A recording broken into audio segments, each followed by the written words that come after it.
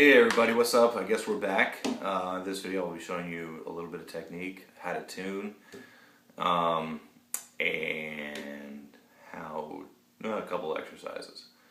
So I started recording this video already like 3 times, but then I realized before I could even show you tuning, I have to show you how to address a note. First things first, man, technique. Now, pick. But you don't even have to use a pick. You use your fingers or your fingernails. It all depends on how you feel. I use Fender Heavies and their cellulose picks just because I particularly like the way they grab the string and kind of have a resistance. So when I get playing, fast enough, or I get that real heavy note, I get that nice bite and a nice feel from it. It's not slippery at all, like over the strings. It's not loose feeling, and it's got kind of a texture to it that I can hold on to. This is my pick.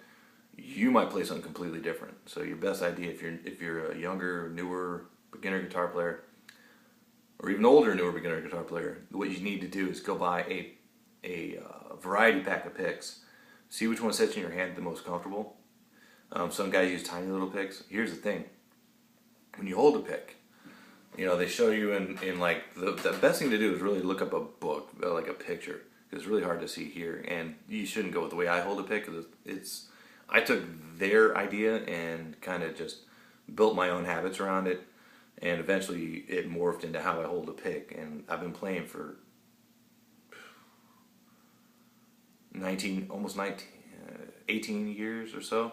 So the way I hold a pick is going to be completely different from the way you do. So just look up a picture of it.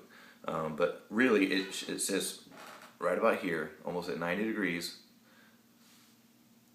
And by the time you hold it, going to look a bit like that. Some guys use a lot of pick. I use tiny little bit. And also, when addressing a note on the guitar, you have all this space to play in. Well, you don't want to play in all that space. You want to play as close to the fret bar, which is this metal bar, without going over it or on top of it. You want to be not back here, because it's harder to address a note, and you'll find that a lot of your notes will buzz because you can't really push it down just right. So you need to address it as close as possible without going over. Push down. The other thing too, fingers stay arched. Do not go like this, because what happens then, that's a really bad habit. And the reason you got to keep them arced is because eventually you're going to get into chords, and you're going to want to play other notes on the guitar at the same time, more than one note. Well, if you go like this, and I'll show you that, if you bend your finger like that, it's going to start hitting other strings, and it's going to deaden them, and it's going to just destroy the sound. But if you keep them arched, I'll show you, arched fingers, let me get my finger off the damn camera, see if you can see it, because I can't see what the hell I'm doing. If you have arched fingers, it leaves you free, so you're not touching anything else. See what I mean? So I can address each one of these without worrying about touching any of the strings. So, that being said, let's get into tuning. Alright? Tuning is a relative thing in my world, where it really doesn't matter what note you start out with, as long as the rest of the notes on the guitar match accordingly. You got your standard tunings, you got your whole tunings, things like that. We're not going to jump in any of that crap. We're just going to stick with standard, whether it's E, E flat, all these things. They're just names, and it doesn't really matter. So the idea behind this is that you find out how you want your number 1 string, or your low E, but we'll call it 1. You want to find out how you want that to ring out. And if you need a basis, you need a place to start, you can always YouTube guitar tuning. And it will quite literally just give you can just play the notes, and you can, listen to it and match by tuning your tuning pegs.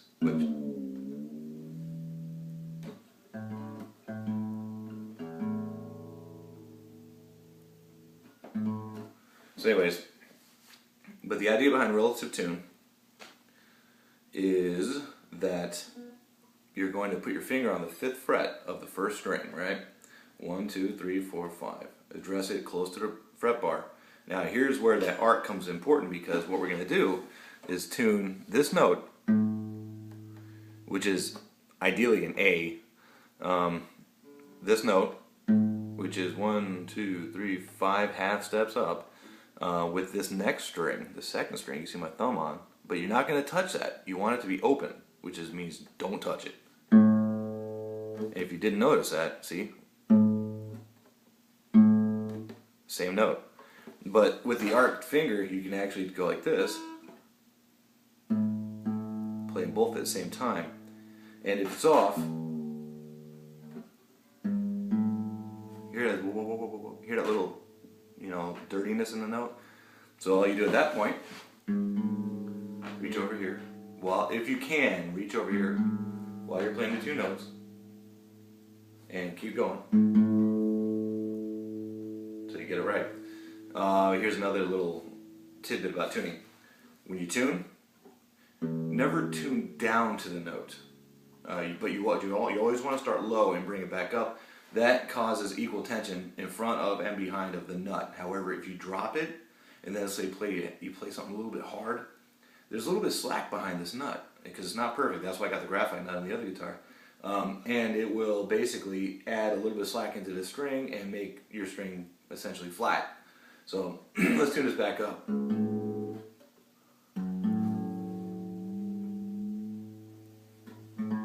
this will apply on the next string as well. So we got the fifth here. Then we go up to the second string to tune the third string in the line, which is a D string usually. If you're in standard tuning, E. So anyways, 5th fret, and see, it gets a little more difficult here because now you're in between two strings, and this get into the lessons as well. I'm a little bit off. So I tune down. If I know I'm off, I tune down and make sure I'm below it every time. Bring it back up. Good to go. The next one is the same method. Ooh, just a little bit off again. So I tune down.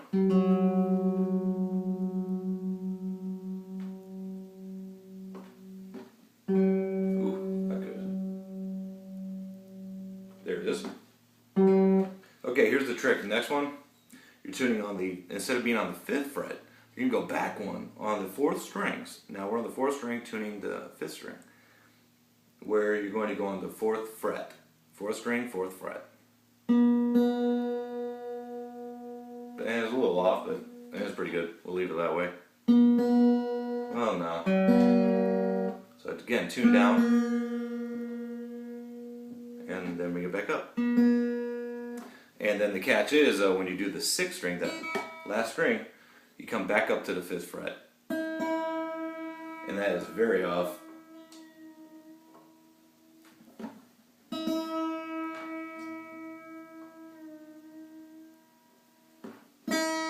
There we go.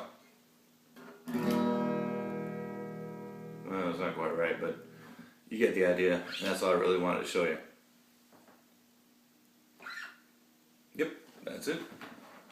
So I said I would get into an exercise this time around. Nope. I'll immediately record another video and I'll show you some exercises so you guys can get playing. Alright.